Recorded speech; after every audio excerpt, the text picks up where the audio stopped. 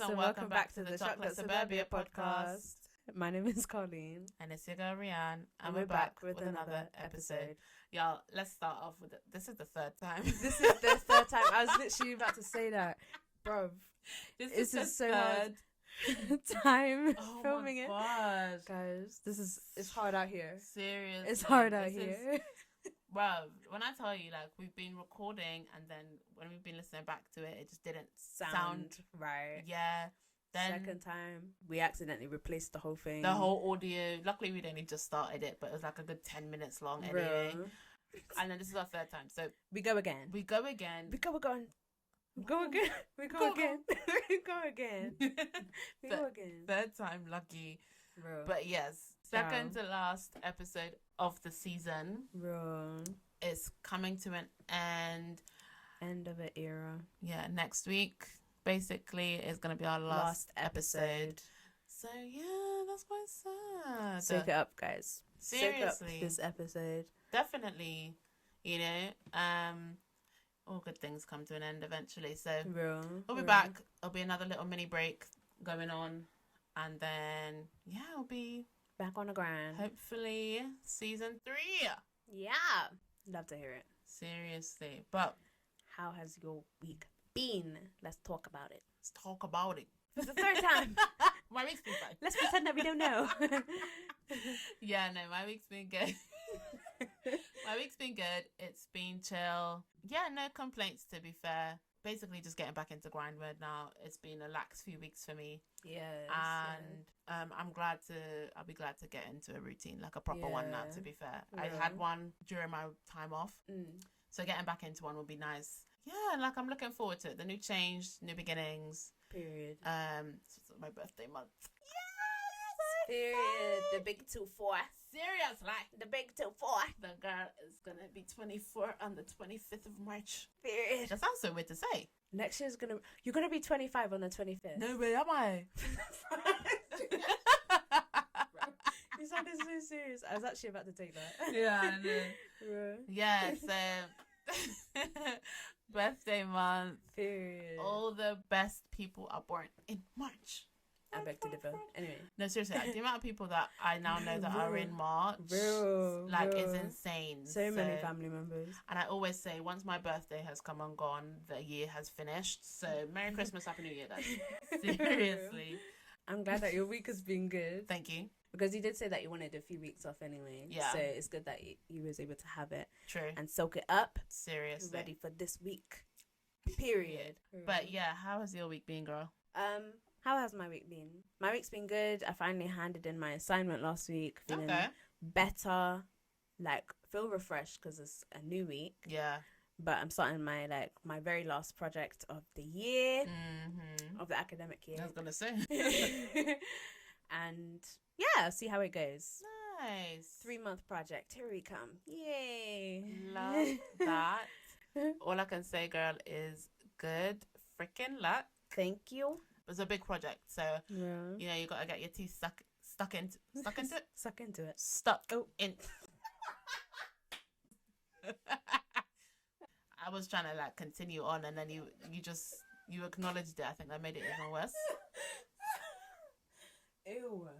Anyway, so I think it comes at a good time at the fact that the season is finishing. It's coming to an end. Real. New beginnings for both of us, really, because I started my new Real. job as well. So, you know, it's something where we can come to an end for this, focus now more so on the new things, your project, you know, and things like that. And yeah. Enjoy life. Summer is a coming. I'm so excited. I'm so bruv. I'm so excited. I can't wait to be out.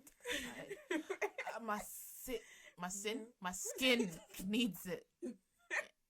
I'm telling you. Bruv.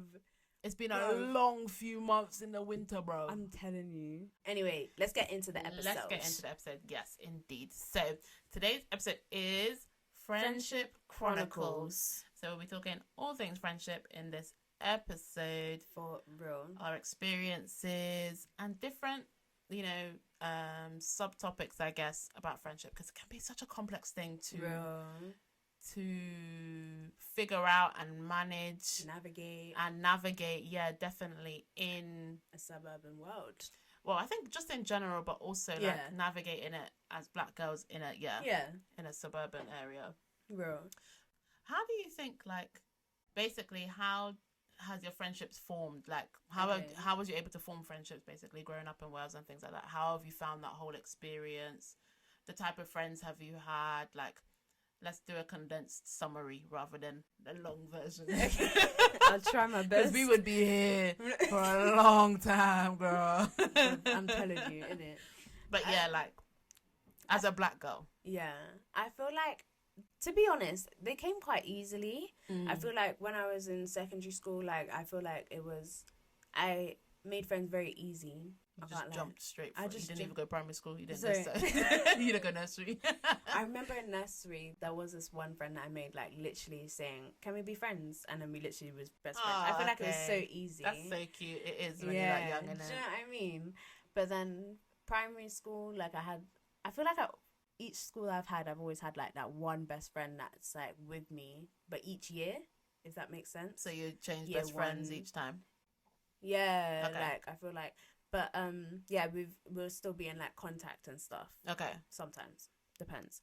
But, yeah, I feel like it was very easy. Like, secondary, it was very easy. There'll be occasions where, like, there'll be occasions where they're, like, on and off, obviously. But they've sort of helped us grow stronger, I guess. Okay, yeah. So... yeah, I feel like they came easy. What about you? How was your experience? I think mine also was the same. Like, I don't want to toot my home. I can be a likable person, so in the most humble way possible. Yeah, right. So, but like, yeah, for me it also came kind of easy, and there's, you know, like, I've been able to form a lot of, like, lifelong friendships. Yeah, you have, man. Since a lot of my friends have literally been since, like, primary school. Yeah, I was gonna say. And I think when you have those childhood friendships, it's so important, because at the end of the day, you need friends in life. Like, they will literally get you through some of your toughest times. Yeah. And I think having that support system around you, other than your, like, external to your family, is so important, because it really does shape and mold who you are as a person. Do you know what I mean? Yeah. Like, I don't think it's something really that our parents considered, like, when they were moving, because I remember when I was living in London, like, I had some, like, my school was so diverse, like, there was so many different cultures and races within my school, so it was really nice to see people that looked different, and you would never really think of, like, race. Do you know what I mean? I guess when you're young, you don't really, like, consider things like that, but seeing people that look like you, and, you know, like, you were really...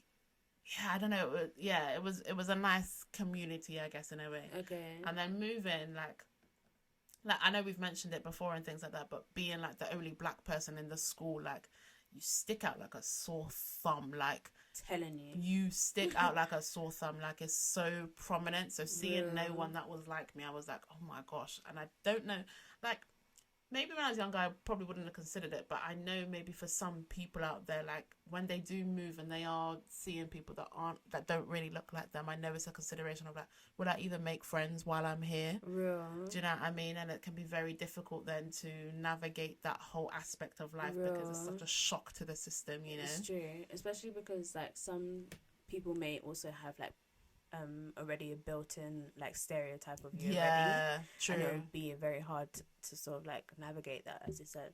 Yeah, that is true. I think it's, like, so important though to have, like, a diverse range of friendships. 100%. But when it's funny because I was talking about this today in work actually, but, like, when you live in a predominantly white area, unless you're living in the city where the majority of, you know, people or the outskirts of the city or whatever, where the majority of people, like, it's quite diverse. If you're living in, like, a suburban area like how we do, like, it can be very difficult. Not difficult, but you're not really gonna see many people's, like, that are black or Asian and, like, go to those same schools as you. Like, I know in primary school, like, we were the only black children in our school, and, like, in primary, in primary school and in secondary school then as well. Like, when I moved up, like, there were a small number of Asian people and I was the only black girl. Damn. Like, fully black. And I think the school, I don't even know how many was in the school. Maybe, like, over 1,000 if you're thinking from, like, year 7 all the way to year 11s. Really? Maybe around 1,000. It was that small? Yeah, like, but the only black person out of 1,000. The only 1,000 people, I was only one. No, So it's there was hard Asian out people, here, and I man. think there was like maybe a few mixed race, but I was the only black person. Colin That's said it's really small, crazy. yes, but 1 in 1,000 is Yeah, bro. do you know Everyone what I to mean? themselves. No, it's not even that though, but like imagine that, like you're going to school and out of everyone that goes there, you're the only one. Yeah. It can be very difficult, and like 100%. like I've mentioned before, like all my friends like are white, Yeah. and I only made like my first like black friend, and to this day, like we're really good friends now. Or I only met, one of them. No, okay, sorry. Let me rewind. Let me rewind. So basically, like within my area, that I didn't basically meet any other black people, and was actually friends with them until I moved to uni. So imagine that we moved here when I was 9. It's not until I'm now like, when did I move out? 20? What? No. 2020, because I done my HMD and stuff like that. So imagine 2020, and even the girl that lived with me anyway, like we were friends but not really friends like that. Do you know what I mean? But I think it was nice because we had that kind of support to lean against each other, and I think that's when I began to realize that no, like I need to really diversify my friendship group. Do you know what I mean? And then I made my first. So that girl I don't really speak to now, but my other black friend I still speak to now, like one of my really good friends. Yeah. Met when I was doing my masters. That's insane. And she didn't even live in Wales. Yeah. That's crazy. She lives in England. That's so nuts. like I think. But it's good that you have that friend to like support and like lean on. But imagine that though, like I love all my friends. Do you know what I mean? I love all my friends. But I think it's so important to have a diversified range of them as well. And like thinking of it really, my Asian friends that I have, I only met when I was 20. That's 20 crazy. Is when I made Asian friends and black friends. Can you imagine? Crazy. That's like what? 11 years later. But like I said, like it's I the love ghetto out here. It's not even that. Like I love all my friends, but I don't think you really realize it. And I think it's so important because you're able to relate to them. You're able to talk to them more. It's just like as you get older and when you come into finding your identity, I think it's very important to have people that can relate to certain things that you go through, you know. What was it like for you, do you think? So in that aspect of things, what was it like for you? Hard. I feel like it was very, very hard. In secondary school, it was more so when I predominantly wanted to have more black friends. Like I was begging, man. I was like one homeless guy.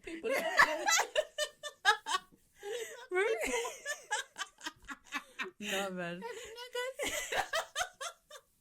Bro. No, bro, though.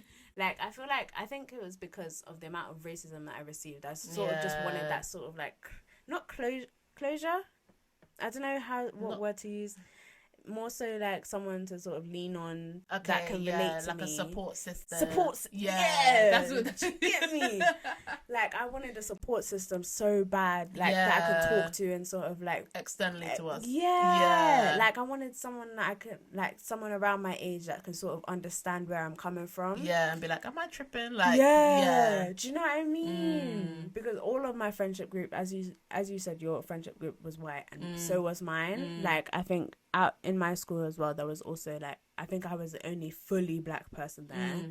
There was this other one girl, but I couldn't tell if she was mixed race or just light skin, but because she left in like year 8 or so. So then I was just the only fully black person there as well.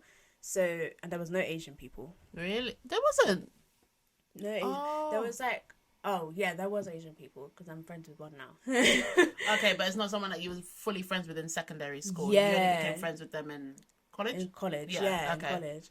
So I feel like, yeah, man, it was hard, bro. But I've only now just recently started making black friends and stuff like that in my second year of college. That's true, especially because you've been going to like the youth club and stuff as well. Yeah, and the youth... Oh, so maybe it was in... it was in first year of college, ish, because I didn't really talk in the youth group. Okay, the 16, yeah. Oh yeah, it was 16. How did you feel though, like when you first went then, I guess, to that specific youth club? I was not expecting it. I was not like, this many niggas. No, I'm like, where did you find them? Like, where are you lot coming from? Yeah. Because because my friend was white who invited me to the youth group. Yeah. So I was just like, bro, like. What are you saying, isn't it? Like, this is my people, them. Black power and that. Do you know what I mean? Like, I was proper, like, flabbergasted. Yeah. So then I think I was just in eternal shock. So I sort of was just silent the whole night. Okay.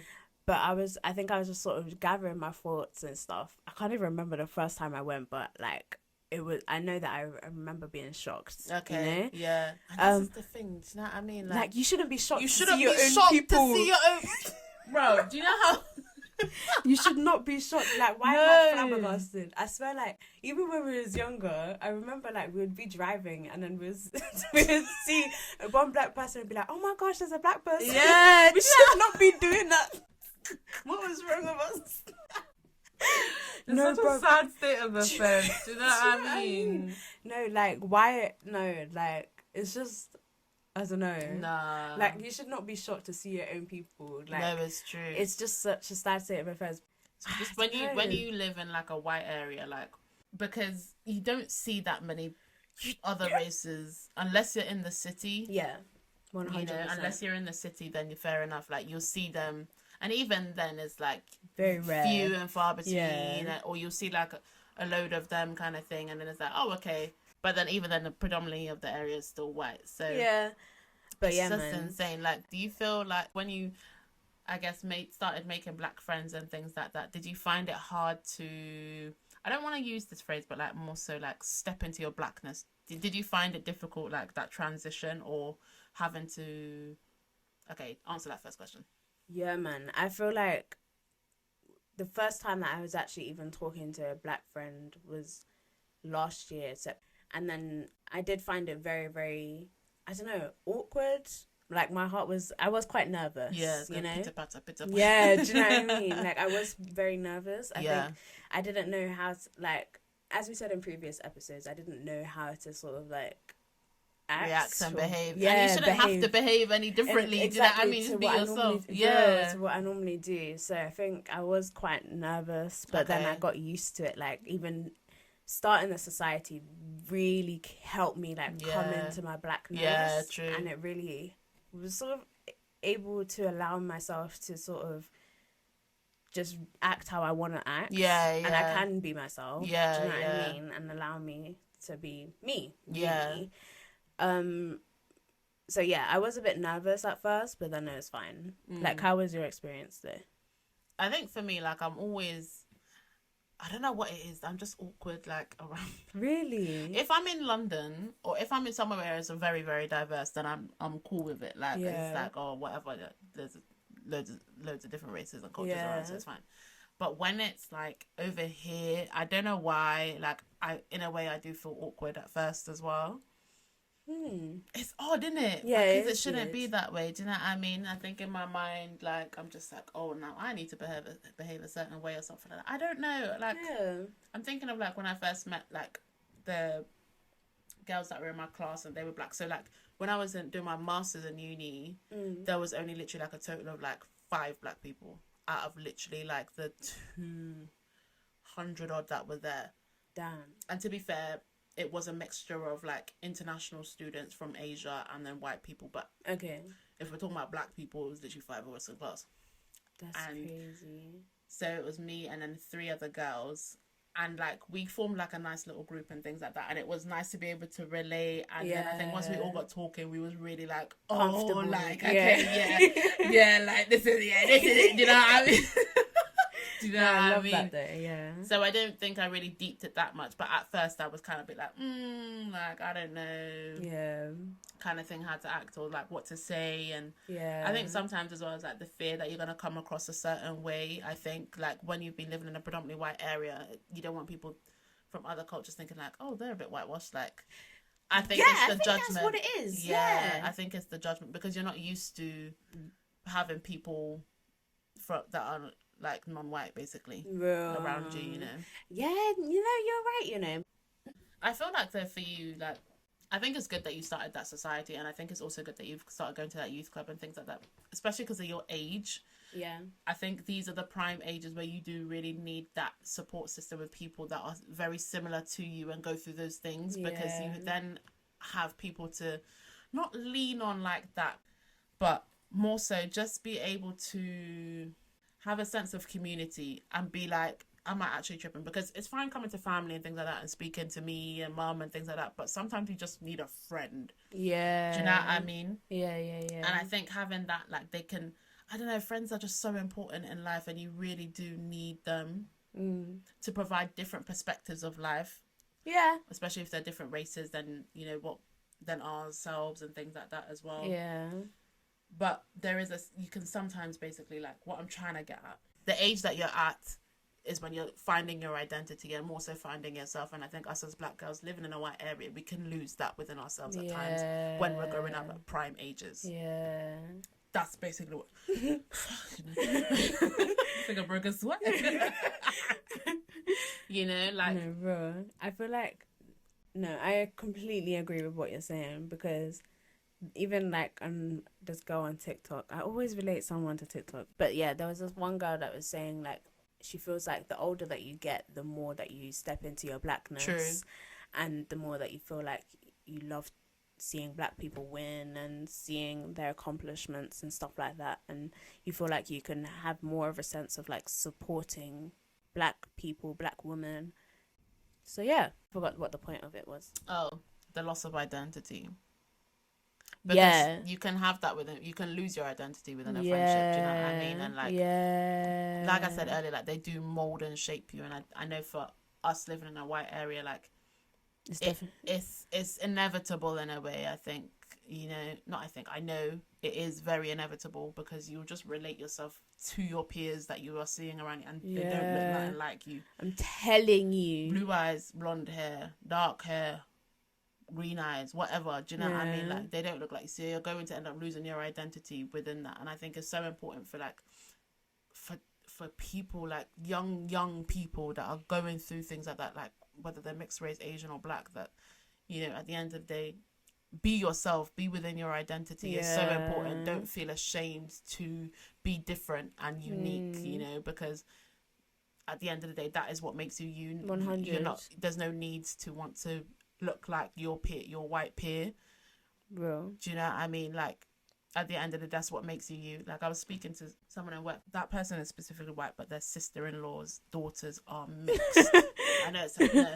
But she was saying like how she's basically worried for those nieces, you know, because the area that they live in is whiter than white. Yeah, real. And so when they're growing up, it's going to be tough for them when they go to school. Do you know what I mean? And it's just like, it's so true, because I don't think people really realize the severity of it, and not the damage it can do, but the effect it will have, you know, experiencing things like that. So the effect it can, real. Like, I feel like it helps you grow up faster.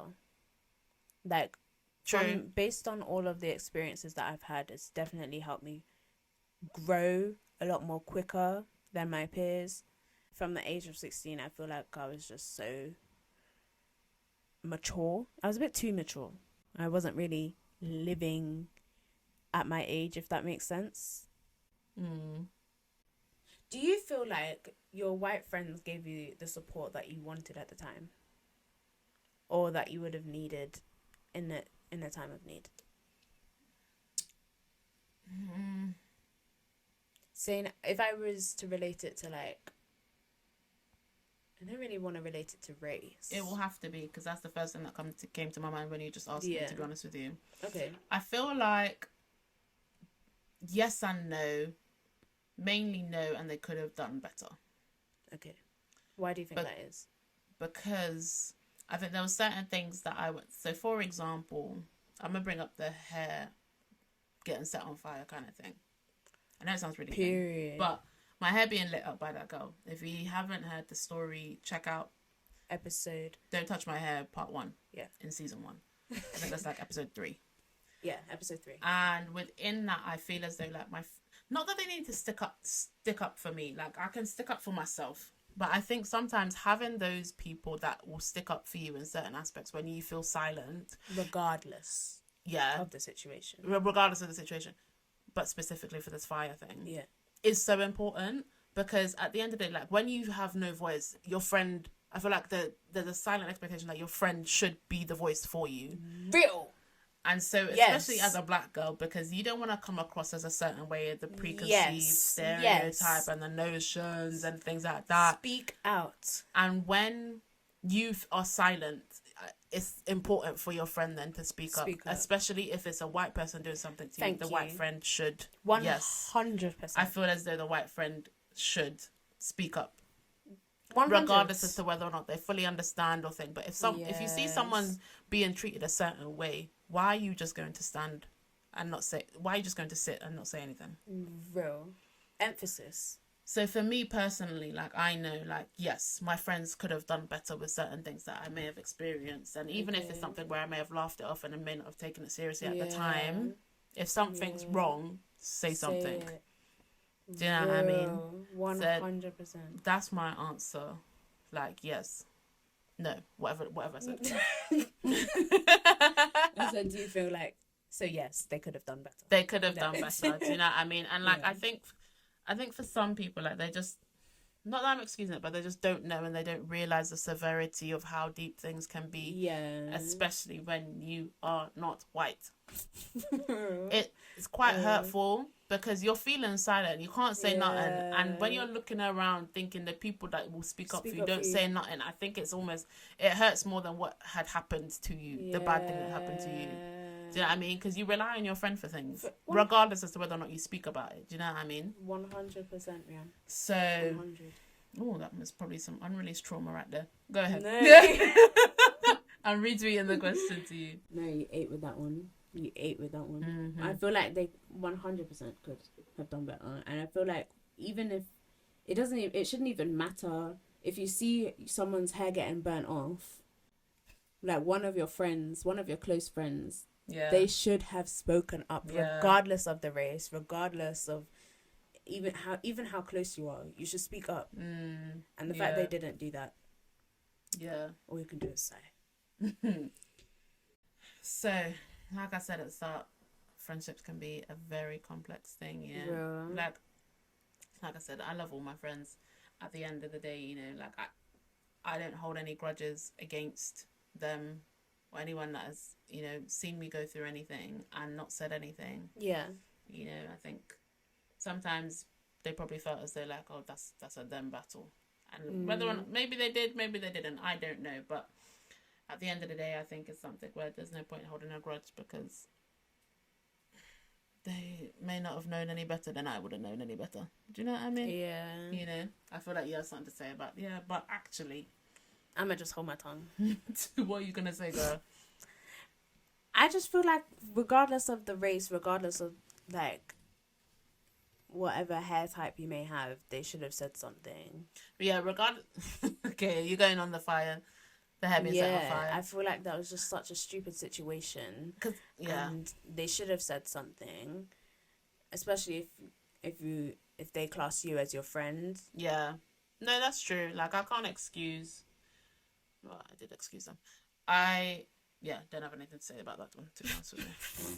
But you're speaking big facts at the end of the day, because I know for myself, like, if my friend was going through something, I would have stood up for them. And I will still stand up for them. Do you know what I mean? If they go through anything, if any of my friends are experiencing anything, you know, and they're being hurt by someone else. Yeah. Because that could have put you, do you know what I mean? Like, it's, oh my gosh, it just annoys me just thinking about it. Because, like, that could have put you in so much danger. Like, you could have been in hospital. Like, there was just so many different scenarios that could have happened and came from that. Yeah, true. And yeah, man, I feel like it was just such a weird scenario, and it was a weird scenario. I'm sorry that you went through that, because it's just anyway. But I think I mentioned this before. There was just two people, and they just kept saying the N-word in like drama and stuff, I think. And we was all sitting in a circle, and then, like, my friends didn't say anything, and they just looked at me, presuming that assuming that I should have said something or spoke up about saying that N-word or whatever. Okay. So all of them just looked at me, expecting me to say something, and then once drama had finished, then they all came up to me and was like, Colleen, why didn't you say anything? Blah, blah, blah. I feel like they could have done better. Yeah. Especially because they just kept like the two people that was in drama, they just kept repeating the same word over and over. And because it was a substitute teacher, she would just look at me because I was the only black I was the only black person in the class. Yeah. So it's almost like they have that silent assumption of like if something racial is gonna happen, like if there's like an aggression, like a racial aggression going on. Yeah. Like in that example, they're going to expect the black person to speak up rather than, you know, any other race, because it's kind of like, well, that's a you problem. That's a black person problem. Bro. Do you know what I mean? Like, but I feel like if there was another black person that was in that class, I don't know. It depends on who the person is and what they would sort of be like, I guess, because I know that certain points in my secondary school life, I wasn't really one to speak up on racial experiences and stuff. So I feel like it depends on if the person was one to speak up and say something and say like if it's wrong or good or whatever. So yeah. Fair. What? Yeah, no, that's fair enough. But yeah, friendships are complex, but I think it's very important, number one, to just have friends in your life, no matter the race. Yeah. They are a big part of your life. You can't go through life without any friends, to be honest with you. It can be difficult, I assume, to not have any friends and go through life, you know. Yeah, I think friendships is something that's a complex, dynamic aspect of life. Yeah. But when you have them, hold on to them. 100%. Do you know what I mean? Especially the good ones. When you have them, hold on to them, especially the good ones. The main lesson is don't lose your identity. To all the people of colour that are listening to this, do not lose your identity while you're growing up and navigating the friendship aspect of your life. It's never worth it. But yeah, anyway, moving on to the next segment of the episode is word association. Ooh. Anyways. Yeah. So, go ahead. So if you guys don't know what word association is, we play as we say one word and we have to link it to another word, and we have 30 seconds to complete the whole round. Yep. And the topic of the word association will be about friendship, obviously. Yes. So here we go. So I've got the timer, 1 round, 30 seconds. You start. Word is friendship. Beginning. Don't think. Press start. Oh, yeah, I am thinking. That's why I'm looking at you. I know. That's why I said don't think. Don't start. Okay, start now. Primary school. Secondary school. 16. 18. Prime ages. Maths. Oh my God! Trigonometry. Bitch, you know that I don't know what that is. Graphs. Pie charts. How much is that? 5? 5 or 6? This girl said, after I said prime ages, because that's 16, 18, 21, 25. I know. Big ages, and I'm like, yeah, there go. Maths. Prime numbers. Prime factors, actually. Prime factors. Oh my lord. That's like the seconds went really quick. Yeah, it did go fast. Fine. Because I said, you know that I don't know what that is. Yeah, true. So I won that round. Period. Yay! Past 2 weeks, you've been doing well. That's my streak. Yeah. So guys, nice and quick, to be fair. That was a very I think that's quick one round. of the quickest games that we've ever played. telling I you. can't even lie to you. Real. So guys, moving on to the next segment of this episode is high notes. High notes. So as always, we mention a positive aspect or point that has happened within our week. My high note was, I'm gonna sound like one of them fitness people now. Every week, you know. The consistency in the gym.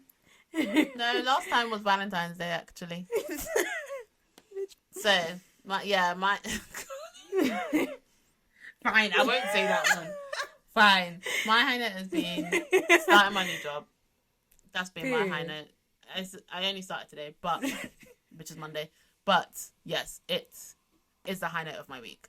We love to hear it. Yeah, I felt like a proper corporate girly with my nice little bag and my coat and my outfit on. It was really cute. Period. What was your high note?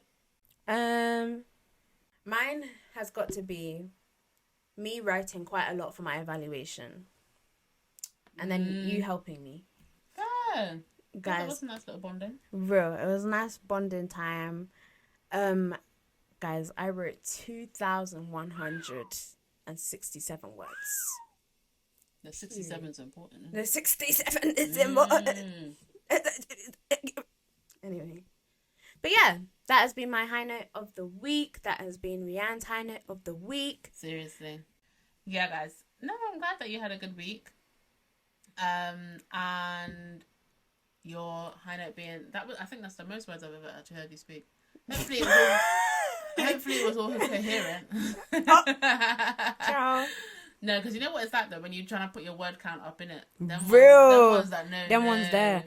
Yeah. Anyway, so yeah, where can they find us? You guys can find us on Apple Podcasts, Spotify, YouTube, Twitter, Instagram, TikTok, and yeah, I think that's about it.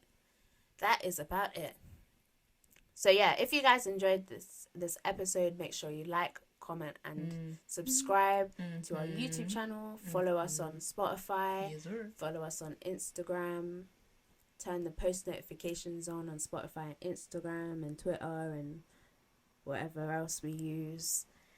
And yeah, if you guys enjoyed this episode, please let us know. You sound so Bye. formal, bruv. Yeah, guys. So yeah, definitely. And if you'd like to follow us on our personal handles, mine is Rianne Walker, but instead of the E, it's an X in Walker. And my name is CarlyNisha0 on Instagram. And with that being said, we'll see you guys in the next episode. Bye, guys.